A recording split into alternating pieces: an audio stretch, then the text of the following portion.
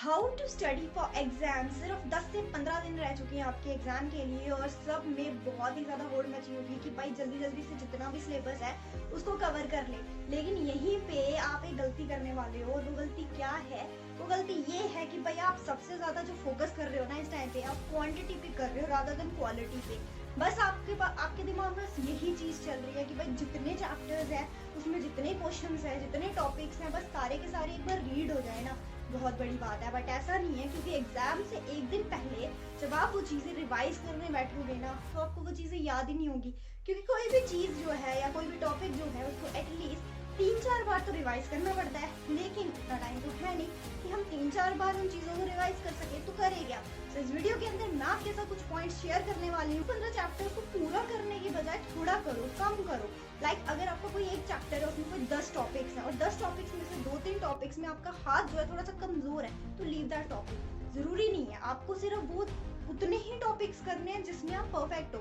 तो कोशिश करो कि जितना कम आप कर सको, जितना क्वालिटी कर सको, बट इम्पोर्टेंट कर सको।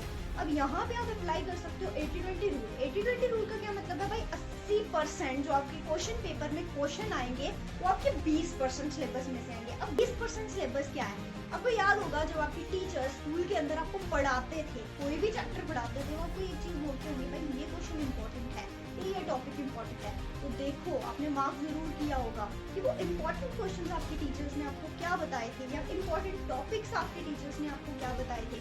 दूसरा नंबर आपके टीचर्स ने आपकी क्लास टेस्ट में लिए होंगे। उन क्लास टेस्ट में जो इंपॉर्टेंट क्वेश्चंस उन्होंने डाले हैं वो आपका भाई 80% में आएगा, ठीक है। उसके बाद आपके प्रोडक्ट टेस्ट हुए होंगे, फाइनल्स हुए होंगे, उसमें आपको इंपॉर्टेंट क्वेश्चंस मिल जाएंगे।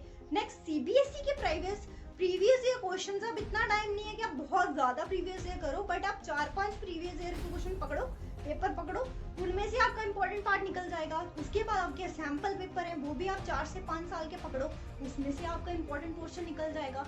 तो यही आपका 20% सिलेबस है या 20% इंपॉर्टेंट क्वेश्चन हैं जो आपके 80% क्वेश्चन पेपर में क्वेश्चंस की फॉर्म में आएंगे। तो आपको जो फोकस करना है इंपॉर्टेंट क्वेश्चंस पे करना है। इन इंपॉर्टेंट क्वेश्चंस को पढ़ो, क्योंकि थोड़े टाइम में थोड़ा पढ़ोगे तो आपके पास वक्त रहेगा रिवाइज करने का। क्योंकि रिविजन नहीं होगी तो कोई फायदा नहीं है, क्योंकि वहां जाके भूलेगा ही भूलेगा। लेकिन वहां जाके ना भूले तो आपको रिविजन करना जरूरी है, और रिविजन के लिए आपके पास टाइम होना जरूरी है। और टाइम आपके पास तभी होगा अगर आपका जो फोकस है इतना करने की बजाय सिर्फ इम्पोर्टेंट क्वेश्चन करने का होगा। तो भाई इंपॉर्टेंट ढूंढो, इंपॉर्टेंट करो, ठीक है। करते हैं। दूसरी बात ये है कि जब भी आप रिविजन करते हो या कोई भी चीज पढ़ाई करते हो या कुछ भी लर्न करते हो, बहुत सारे बच्चे सिर्फ रीड करते हैं और आगे बढ़ते जाते हैं। ऐसा नहीं होता। आपको क्या करना है, आप जो भी इंपॉर्टेंट क्वेश्चन, सबसे पहले इंपॉर्टेंट क्वेश्चन जो आप लर्न कर रहे हो, try to practise them on paper. आप अपनी रफ कॉपी के ऊपर या जहां पे भी आप नोटपैड के ऊपर करते हो, आप उसको प्रैक्टिस करो, लिखने की आदत डालो। क्योंकि लिखने से क्या होता है, हमारे ब्रेन के ऊपर जोर पड़ता है, क्योंकि वो चीजों को सोच रहा होता है। तो आपने इसको लिखना है। लिखने से आपके सबकॉन्शियस माइंड के अंदर भी चीजें जो है वो स्टोर हो जाती है। एंड जब आप राइटिंग करते हो ना तो आप अपने से भी कुछ चीजें बना रहे होते हो, जिससे आप वो चीजें खुद क्रिएट कर रहे हो। और जो चीजें खुद क्रिएट की होती है वो आपको कभी नहीं भूलती है।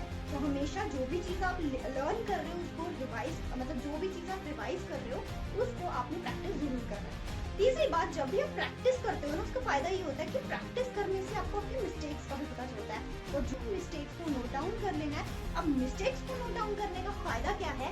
जब आप रिविजन करने बैठोगे जो चीजें आपने लर्न की है वो तो आपकी हो ही जाएगी, लेकिन जो मिस्टेक्स आपकी होंगी आप दोबारा से उन मिस्टेक्स पे फोकस कर पाओगे, उनको रिवाइज कर पाओगे और वो भी आपको लर्न हो जाएगी, जिससे आपका कोई भी पोर्शन पीछे नहीं छूटेगा। क्लियर है? पॉइंट ये है कि जब भी आप पढ़ रहे हो ना, अब आप एक सीक्वेंस में पढ़ते हो। लेट्स सपोज आपने 10 क्वेश्चन याद किए 1 से लेके 10 तक। अब जब आप रिवीजन करने बैठते हो ना तो आप उसी सीक्वेंस में मत पढ़ो 1 से लेके 10 तक।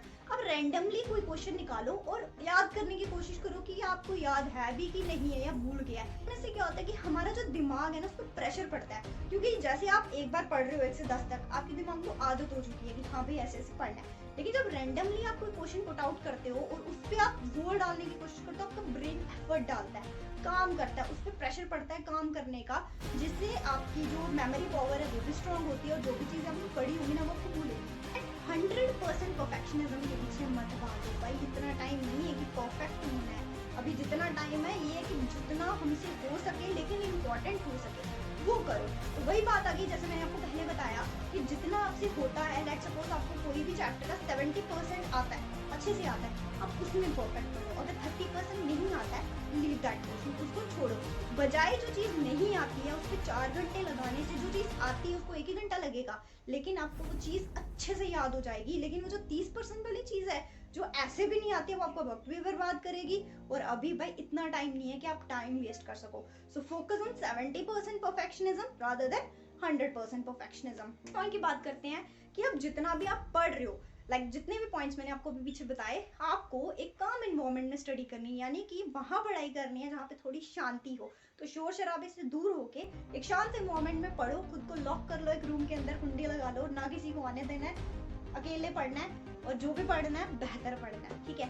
एंड आफ्टर दैट सबसे इम्पॉर्टेंट पॉइंट है वो ये है भाई, इंस्टाग्राम रील्स वगैरह से दूर हो जाओ। यानी अपना फ़ोन जो है ना उसको किसी को दे दो, मम्मा को दे दो, पापा को दे दो, किसी को भी दे दो, बट उस फ़ोन को खुद से दूर कर लो। क्योंकि फ़ोन, आप जो फ़ोन है ना वो आपको अट्रैक्ट करेगा अपनी तरफ, सोशल मीडिया खींचेगा कि भाई देख मेरे को, लेकिन आपको वो चीज़ नहीं करनी है। क्योंकि याद रखो, थोड़ा सा वक्त रहा है, 1-1.5 महीने की बात है, 1-1.5 महीने के बाद जी भर के फ़ोन चला लेना, जी भर के इंस्टाग्राम रील्स चला लेना, लेकिन ये जो टाइम है ये दोबारा वापस नहीं आएगा। तो ऑलरेडी पूरा साल निकल गया, पूरे साल हमने मस्ती मारी, इंस्टाग्राम रील चलाई, यूट्यूब शॉर्ट चलाए, स्नैपचैट पे स्नैप्स भेजे, बट आप खुद बताओ, आज वो जो प्रेशर बढ़ा है ना पढ़ाई का, वो उसी टाइम वेस्ट की वजह से बढ़ा है। लेकिन ये जो दिन बचे हैं 1-1.5 महीना, ये भी सफिशिएंट है। अगर आप अच्छे से मेहनत करते हो तो आपको अपने फ़ोन को दूर रखना है ताकि आपका रिजल्ट जो है वो बेहतर। रिपीट करूंगी, इस टाइम पे क्वांटिटी पे फोकस बिल्कुल मत करो, इंपॉर्टेंट टॉपिक्स पढ़ो यार, इंपॉर्टेंट टॉपिक्स में से ही क्वेश्चन आएंगे, चाहे वो शॉर्ट टाइप क्वेश्चन हो, चाहे वो लॉन्ग टाइप क्वेश्चन हो, वेरी शॉर्ट हो या ऑब्जेक्टिव टाइप हो। पुराने पेपरों को पकड़ो, वहीं से लर्न करो, उन्हीं को प्रैक्टिस करो, वहीं से पेपर आएगा और वहीं से आपका तगड़ा रिजल्ट बनेगा।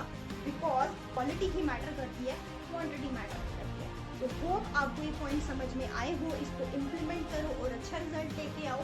बाकी अगर आपको ये वीडियो अच्छी लगी हो तो लाइक करें, ज़्यादा अच्छी लगी हो तो इसको शेयर भी करें, खुद भी अच्छे मार्क्स लाओ, अपने फ्रेंड्स की भी अच्छे मार्क्स लाने में हेल्प करो। And all the very best for your exams. अगर इस चैनल के अंदर बहुत ही ज़्यादा इंपॉर्टेंट टॉपिक्स रिगार्डिंग मैथ्स जो है अपलोड होने वाले हैं, तो इस चैनल को जरूर सब्सक्राइब करें। Very best for your exam, focus on your studies and don't forget to subscribe the channel.